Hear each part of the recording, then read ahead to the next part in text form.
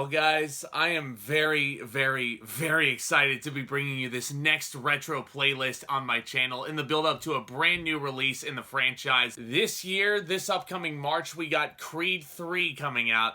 So now is my opportunity to talk about every single movie in the Rocky franchise in the build-up to March 3rd. And we're going to start at the very beginning, 1976, with the original Rocky film. Directed by John G. Avildsen from a screenplay by relative unknown at the time, Sylvester Stallone. This is a movie like The Bad News Bears. This is a sports movie that I feel like a lot of other sports movies nowadays aspire to be like. And I'm sure some people, if you've never seen the first Rocky movie, you might look at it and think, where's all the boxing and all this nonsense and all that?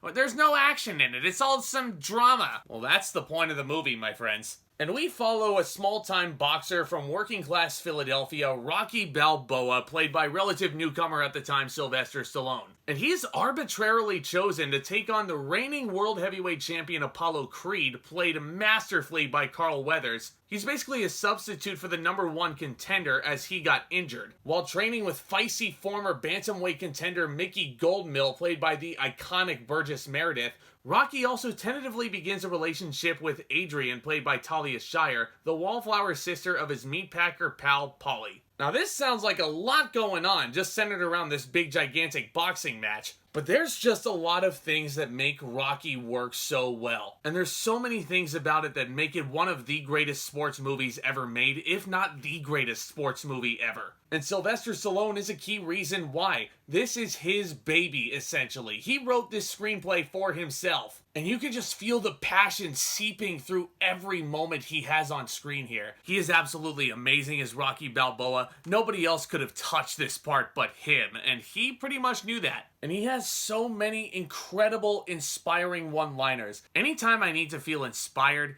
the first Rocky movie tends to be one I gravitate towards because of all the amazing themes that Stallone has embedded in this screenplay. I can't do it.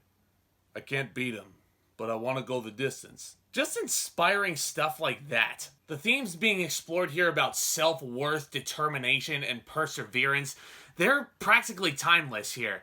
And it's no wonder watching this movie, even just on a rewatch that I had recently, no wonder this movie won Best Picture in 1976. Absolutely. Even over great movies like All the President's Men, Network, Taxi Driver, Rocky beat out all of them for the Golden Statue. And me sitting here with a bias for sports movies, I think it's very much well-deserved. I absolutely adore this movie. Not just for the amazing performance by Sylvester Stallone and the amazing climax, which I'll certainly talk about. The big thing I noticed on this rewatch is the pacing is absolutely perfect. Because at 2 hours of a runtime, this is a very easy movie to sit through. And it would be very easy for Sylvester Stallone to shoehorn all of these characters in and just force these relationships. But no, he takes his time with every single side character Rocky comes across. That includes his love interest, Adrian, who I would argue is the heart and soul of this movie. Talia Shire is not only magnificent in the film overall, but her chemistry with Sylvester Stallone is just something that you can't really teach anywhere. And at first on the surface, you might look at this relationship and think, oh my god, this is so incredibly forced. This is a down-on-his-luck fighter, kind of a bum when you meet him at first. And she's this mousy pet store employee, almost like your female version of Seymour Krelborn from Little Shop of Horrors. And it just seems like such an odd couple pairing. But the way these two are written together just makes it feel so organic. Even at the urging of the excellent Burt Young as Adrian's older brother, Paulie, this is a very, very endearing relationship in so many ways. And I'm sure a lot of people would raise questions like Paulie does to Rocky in the movie. What's the attraction between you two? Like, I don't get it. Well, I don't know. I fill gaps, she fills gaps, we just fill gaps. And that's the simplest way to put it, but it's a perfect way to put it because Rocky brings out the best in Adrian, Adrian brings out the best in Rocky, and it is just perfect. Let's talk about Burt Young for a second, because a lot of these Rocky sequels that we're going to be talking about, they really treat Paulie like the comic relief, and very, very silly in nature. And it's almost flooring when you go back and do a Rocky marathon, and then you sit through all the darkness that he goes through in that original film. And he is so good in this. And it makes it all the more satisfying when Adrian finally explodes at him, comes out of her shell. What do I owe you, Polly, and all that stuff, and that great Christmas scene. It's, just every beat of Rocky and every relationship just feels so organic and real. Speaking of real, let's talk about Burgess Meredith as Mickey Goldmill. I miss that man so much. May he rest in peace. He was such a great actor. I feel like Mickey Goldmill is ultimately this man's legacy. He was magnificent in this film. And I love the shift that he has towards the middle of this movie when Rocky is actually named the #1 contender.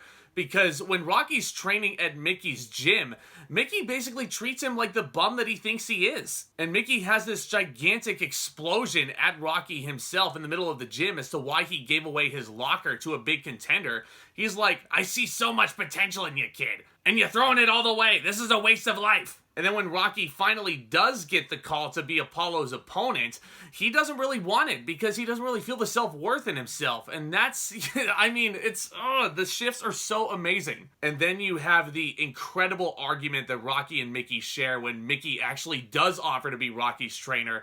And Rocky's like, well, where were you when I actually needed you? And it feels all the more satisfying when Rocky finally does agree to let Mickey accompany him to ringside and all that stuff and train him.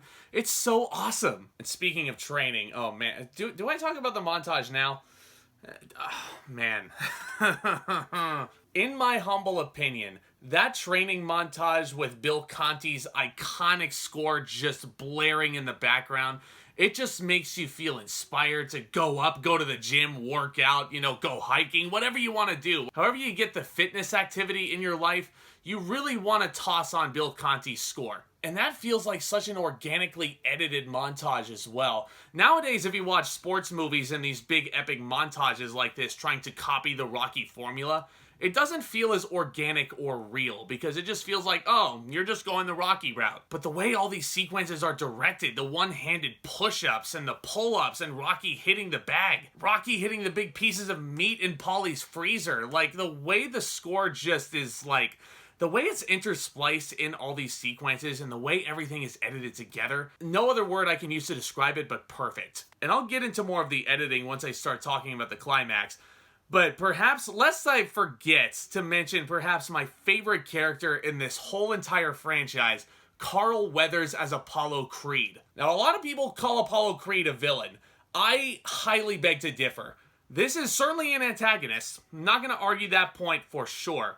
But this is a guy, he's not a bad person. He doesn't do evil doings just for the fun of it. No, he's actually very charismatic. He's very likable. There's points where you actually feel like you want to root for Apollo Creed just because of how much fun you're having watching him. But I think, again, a big reason why Apollo Creed works so well as an antagonist, he is a direct foil to Rocky Balboa. Whereas Rocky is humbled and determined, Apollo Creed is overconfident, charismatic, and complacent. Whereas Rocky tends to be very sloppy in the ring as a southpaw, Apollo Creed is extremely polished as the heavyweight champion of the world. And those two together in that final climax is just filmmaking brilliance. And the editing around this thing and how this thing is shot, it really makes you feel like you're in attendance for this gigantic occasion. And the stakes could not be any higher in this climax. I absolutely love it. It's one of my favorite climaxes in film history.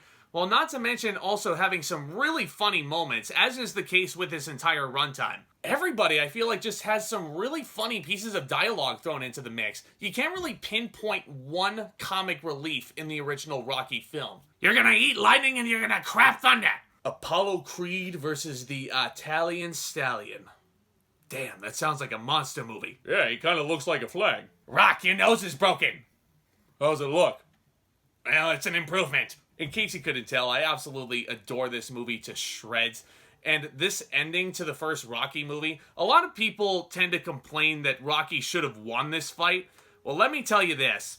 If Rocky did indeed win this fight in Rocky 1 instead of in the sequel, which we'll certainly talk about, then the whole purpose of Rocky is completely defeated. This is a guy who's just looking for self-worth. This is a guy who is determined to not be a bum anymore and not be a nobody. And the fact that he just wants to go the distance with the heavyweight champion of the world, something nobody else has achieved. And the fact that Rocky doesn't win the championship. Yeah, Apollo retains via split decision, but Rocky doesn't care. He's sitting there embracing Adrian in the middle of the ring, and he basically has achieved his goal. He went the distance, and he didn't have to win to achieve his goal. Very, very ballsy maneuver by a sports movie to convey that sort of message. And there have been many sports movies that have come along that have tried to replicate that Rocky formula, but none of them have been nearly as effective. What's more to say, guys? I absolutely love this first Rocky movie. One of the greatest sports movies ever made. One of the greatest dramas ever made. Certainly worthy of that Academy Award win for Best Picture. And absolutely worthy of an A+. Guys, this is making me so happy talking about these movies. You have no idea. I cannot wait to discuss what I feel like is one of the most underappreciated sequels of all time in Rocky 2. We're going to keep chugging right along in this playlist in the build-up to Creed 3. So if you want to stay up to date with this playlist and so much more talk in cinema and television, then do consider becoming a subscriber. Y'all are invited to the party. We've already built such an incredible community over here. And feel free to tap on that like button as well if you enjoyed what you saw today. Guys, y'all are the best. Thank you so much again for continuing to support this content and this channel. It really, really does mean the world. And with all that being said, back talk, commence.